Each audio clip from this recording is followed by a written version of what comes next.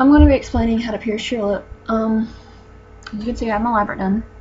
I'll also be telling you how to pierce the side, or goes the same for the top, or whatever. What you will need a needle. This is a professional needle. It's hollowed out. It's got a little bit of my blood in it because this is the one I use to pierce my lip. A ring of some sort. This is an eyebrow ring. I wouldn't suggest you to use this. If you need to, you could, but it's better not to, but I guess you could use it as a last resort because I don't have any actual rings right now to show you because I only have the one that's in my lip and I don't want to take that out because this was fresh. But yeah, that's what that looks like. Clamps, optional. They can bruise the lip tissue or whatever you're trying to pierce, and it can make the healing process more painful and longer. Sorry, I get a little bit distracted. My friend's on the phone over there. I can still hear. Anyways, when you're cleaning it, if you do use the clamps, and if you're cleaning it and it hurts a little bit, that's only because it bruised. So don't worry. It could be infected, but I'm just saying it's more likely to bruise. Q-tips, they're optional to, help clean it better. Gloves are optional. I don't use gloves, but I do wash my hands very thoroughly before I begin the piercing process to make sure I don't get any unnecessary germs on the inside of my mouth. Peroxide or rubbing alcohol you will also need, of course, to sterilize your lip or your ring or your needle. If you can use, like I said, a professional needle, that's what I use, or you can use a sewing needle. I wouldn't suggest you to, but you can. If you're going to use that, use a thicker one so that way your ring can still fit through. If you do use a sewing needle, you need to drop it in the cleaning solution that you have, peroxide or rubbing alcohol, for at least 5 seconds. That's enough to kill all the germs. And I've heard that from an actual professional piercer. So if you get a professional one, it's going to be already sterilized if it's packaged. Tissues you will need to clean up any blood that might happen. If it does bleed, it shouldn't bleed a lot. It could, because there's also a vein. If you're going to do your Labret, there's a vein there, which I'll explain that later.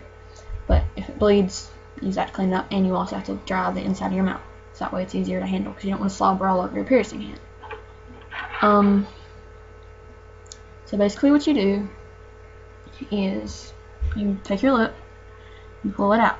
Oh, first you sterilize your needles, and if you want to, you clean the spot and you mark it, so that way you know where you're going through. I meant to say that before that, but I kind of forgot. Sorry. So pull it out, take a tissue, dry this area, so that way it's easier to put through and you don't slobber all over your hand. Do not use ice. People say use ice because it numbs it. Do not use ice because it stiffens up the muscle in your lip and makes it a lot harder to go through. If you're going to use something, Orajel might help for the inside of it. I don't know how well it'll work for the outside.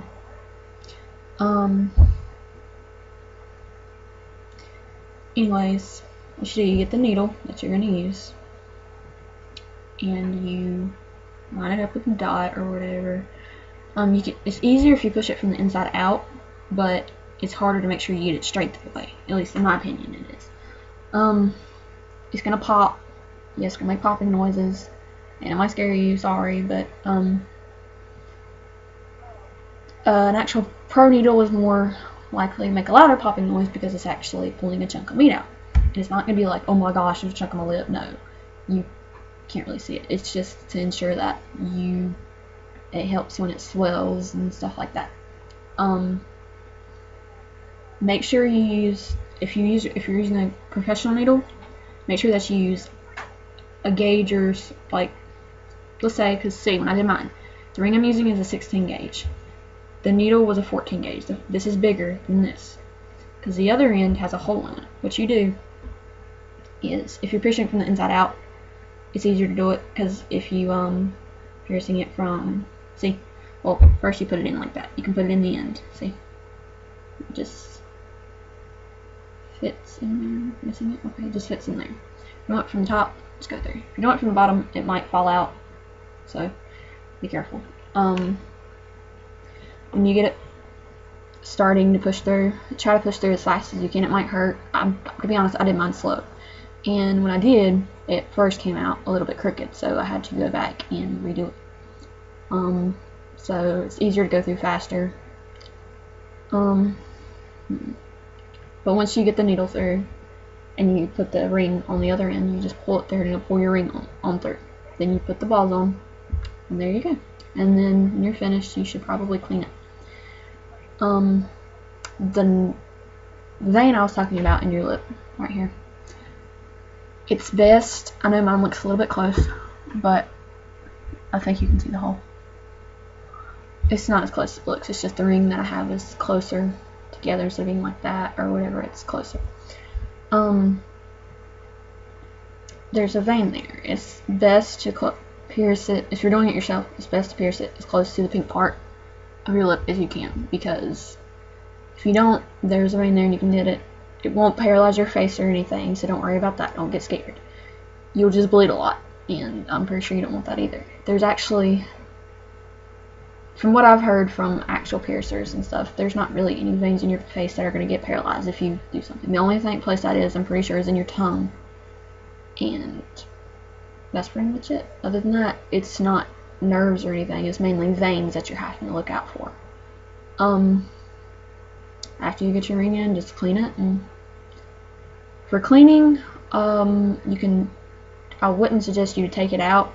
It's just like cleaning your ears. You just get some, if you use peroxide, dilute it with water, and make sure you don't clean it every day. It's better to use whatever you're using. If you're using rubbing alcohol or peroxide, dilute it with water, because if you use it a lot with not diluted with water, it actually kills the tissue in there, and it can cause it to get infected and not heal up right. So there you go. That's pretty much it. And if you're going to clean it, it's best to use Q-tips, because you can get around it and stuff easier. You can move it around some, and when you wake up the next day, it'll be kind of hard to, like the night when you first get pierced, you can move it around stuff because it's fresh. The next day, you can't really move it around as much. I mean, you can, but it's going to hurt. You also might see some whitish discharge coming from the hole. It's most likely on the outside for maybe the first 2 days. That's normal. It doesn't always happen, but it does sometimes. If it does, don't freak out. Just clean it. If it persists for more than 2 days, I would suggest cleaning it sort of extra and keeping a closer eye on it. To help prevent infection after you eat, it's best to clean it then, because food gets in there. Yeah, you people aren't stupid. That's pretty much it. If you have any questions, just comment.